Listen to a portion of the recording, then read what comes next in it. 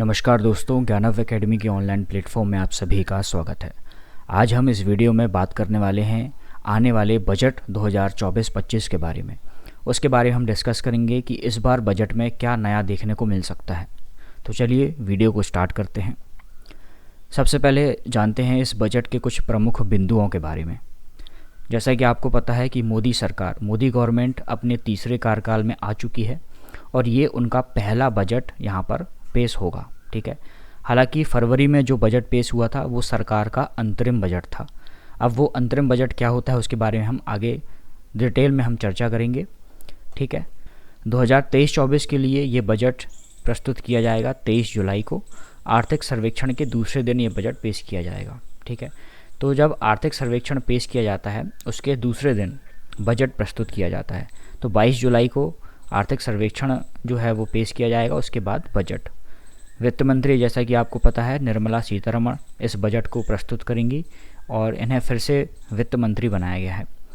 ये सत्र जो है जिसमें बजट प्रस्तुत किया जा रहा है ये 12 अगस्त को समाप्त होगा। तो ये कुछ प्रमुख बातें थी इस बजट के बारे में। अब राष्ट्रपति जो है उन्होंने दोनों सदनों को 22 जुलाई से 12 अगस्त तक बजट पर चर्चा के लिए मंजूरी दे दी है। 22 जुलाई को निर्मला सीतारमण कुछ बड़े ऐलान भी कर सकती हैं।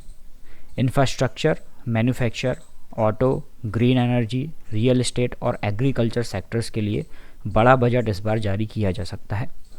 रेलवे और रोड एंड ट्रांसपोर्ट के लिए भी पिछले बजट की तुलना में इस बार ज़्यादा राशि दी जा सकती है।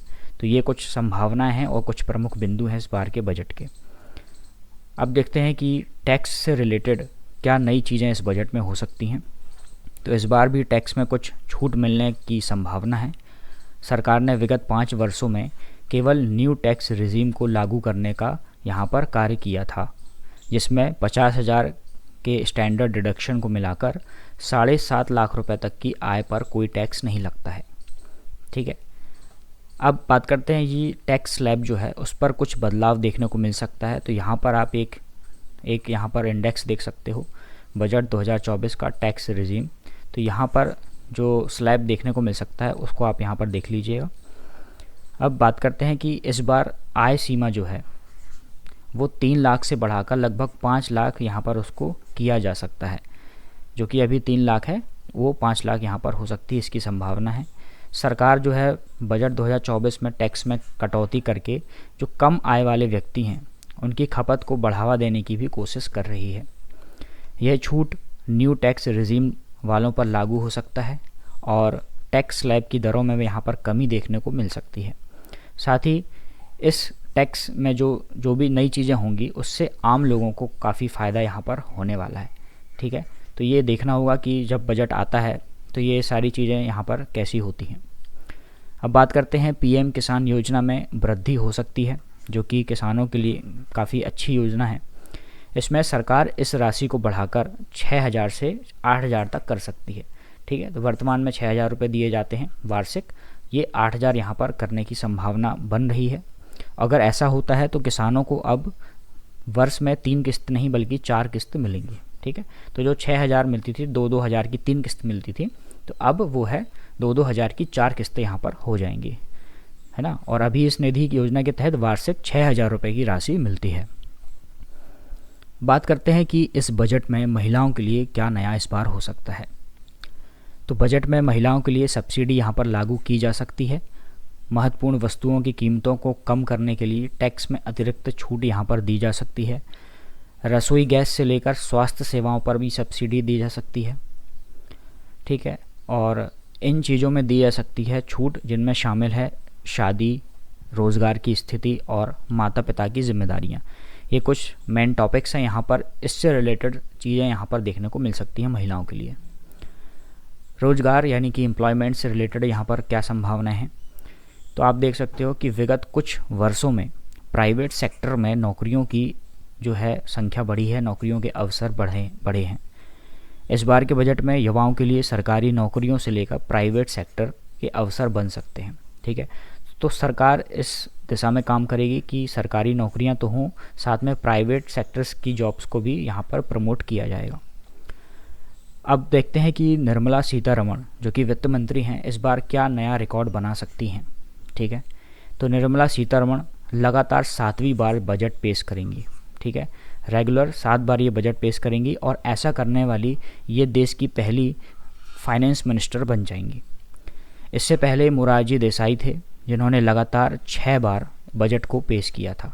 तो मोरारजी देसाई ने 6 बार बजट को पेश किया था और निर्मला सीतारमण जो हैं अगर वो यहाँ पेश करेंगी तो ये 7वीं बार लगातार बजट पेश करने वाली पहली फाइनेंस मिनिस्टर बन जाएंगी। अब बात करते हैं कि सबसे ज़्यादा बार बजट पेश किया है जिन वित्त मंत्रियों ने, उनके बारे में हम देखते हैं। आप उनकी यहाँ पर फ़ोटोज़ देख सकते हो। सबसे ज़्यादा बार बजट जो है पेश किया है वो है मोरारजी देसाई।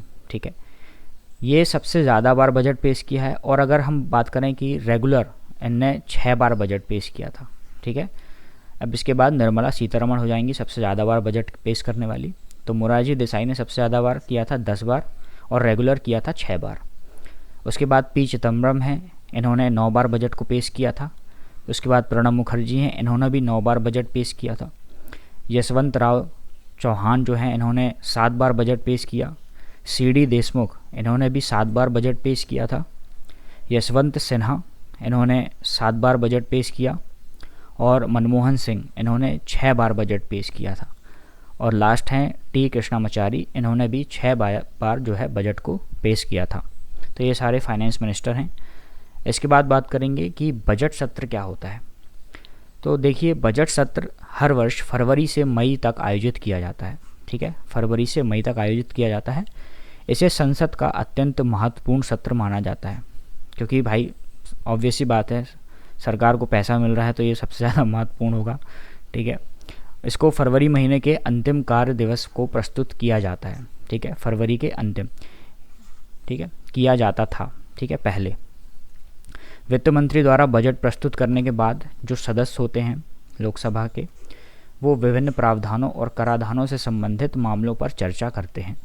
बजट सत्र को आमतौर पर 2 अवधियों में विभाजित किया जाता है जिनके बीच 1 महीने का अंतराल होता है। ठीक है, हर सत्र हर वर्ष दोनों सदनों में राष्ट्रपति के अभिभाषण के साथ शुरू होता है। चलिए अब बात करते हैं कि 1 फरवरी 2024 को पेश हुआ था अंतरिम बजट। ठीक है, सरकार का जो फरवरी में अंतरिम बजट पेश हुआ था उसके बारे में बात करते हैं। इस वर्ष अप्रैल मई में लोकसभा चुनाव होने थे। ठीक है, सरकार ने 1 फरवरी को अंतरिम बजट यहाँ पर पेश किया था अपना। वित्त मंत्री ने अपने बजट को गरीब, महिलाओं, युवा, अन्नदाता यानी कि किसान, इस पर फोकस बताया था। ठीक है, और वित्त मंत्री आम बजट को लोकसभा में पेश करते हैं। ठीक है, तो जो अंतरिम बजट होता है वो 2016 तक फरवरी के जो लास्ट डेज होते थे उन पर पेश किया जाता था, लेकिन 2017 से ये बजट प्रत्येक वर्ष 1 फरवरी को ही पेश किया जाने लगा है। ठीक है, तो इस बार पहली बार बजट के सभी दस्तावेजों को यूनियन बजट मोबाइल ऐप, ये एक ऐप है, इस पर उपलब्ध कराया गया था। ठीक है, तो इस बार क्या था, यूनियन बजट मोबाइल ऐप है जिस पर सारे दस्तावेज जो अंतरिम बजट के थे वो उपलब्ध कराए गए थे। अब बात करते हैं कि पूर्ण और अंतरिम बजट में क्या अंतर होता है। तो देखिए, पूर्ण बजट क्या होता है, ये केंद्रीय बजट देश का वार्षिक फाइनेंशियल लेखा जोखा होता है। ठीक है, पूरे 1 साल का जो लेखा जोखा होता है वो होता है पूर्ण बजट। इसमें आगामी वित्त वर्ष में सरकार की कमाई और खर्च का विवरण यहाँ पर शामिल होता है। ठीक है, तो पूरे 1 वर्ष में सरकार की कितनी कमाई हुई है और उसके खर्च के विवरण कि कहाँ कहाँ पर कितना पैसा खर्च हुआ है वो बजट में होता है, उसको कहते हैं पूर्ण बजट। और अंतरिम बजट जो होता है ये सरकार को आम चुनाव का फैसला होने और नई सरकार बनने के बाद फुल बजट की घोषणा करने तक देश को चलाने के लिए धन उपलब्ध कराता है। ठीक है, तो जैसा कि आपको पता है कि फरवरी में जो है अंतरिम बजट पेश किया गया था, क्योंकि चुनाव जो होने थे वो मई महीने में चुनाव थे और जून में उसका रिजल्ट आना था। तो उसके बाद सरकार बनती और फिर उसके बाद सरकार का पूर्ण बजट पेश होता सरकार बनने के बाद। पर जब तक जो कि रनिंग जो गवर्नमेंट थी, ठीक है, वो अपने खर्चे कैसे निकालेगी, उसके लिए अंतरिम बजट यहाँ पर पेश किया जाता है। ठीक है, ये अंतरिम बजट जो है वो आधिकारिक शब्द नहीं है और इसे जो है वोट ऑन अकाउंट कहा जाता है। ठीक है, ये क्वेश्चन यहाँ पर बन सकता है कि वोट ऑन अकाउंट किसे कहा जाता है? जो अंतरिम बजट होता है उसे कहा जाता है। बजट और संवैधानिक प्रावधान, ठीक है, बजट के क्या संवैधानिक प्रावधान हैं उसके बारे में हम यहाँ पर डिस्कस करते हैं। संविधान के अनुच्छेद 112 में बजट के बारे में दिया गया है। यहाँ पर उसे वार्षिक वित्तीय विवरण यानी कि एनुअल फाइनेंशियल स्टेटमेंट AFS के रूप में यहाँ पर जाना जाता है। बजट एक वित्तीय वर्ष में सरकार की अनुमानित प्राप्तियाँ यानी कि जो सरकार की कमाई है और सरकार के व्यय का विवरण इसमें होता है, ठीक है। इसे चालू वर्ष 1 अप्रैल से शुरू किया जाता है और अगले वर्ष 31 मार्च तक ये समाप्त हो जाता है, ठीक है। तो 1 अप्रैल से स्टार्ट होता है और 31 मार्च तक ये चलता है, ठीक है। तो ये था हमारा बजट से रिलेटेड एक टॉपिक जिस पर हमने बजट के बारे में क्या संभावनाएं हो सकती हैं, बजट क्या कहलाता है, अंतरिम बजट किसे कहते हैं और पूर्ण बजट हम किसे कहते हैं, उसके बारे में हमने यहाँ पर डिस्कस किया है। तो आई होप आपको ये वीडियो अच्छी लगी हो, ये लेक्चर अच्छा लगा हो। तो वीडियो को लाइक शेयर ज़रूर करें और चैनल को सब्सक्राइब ज़रूर करें। Thank you.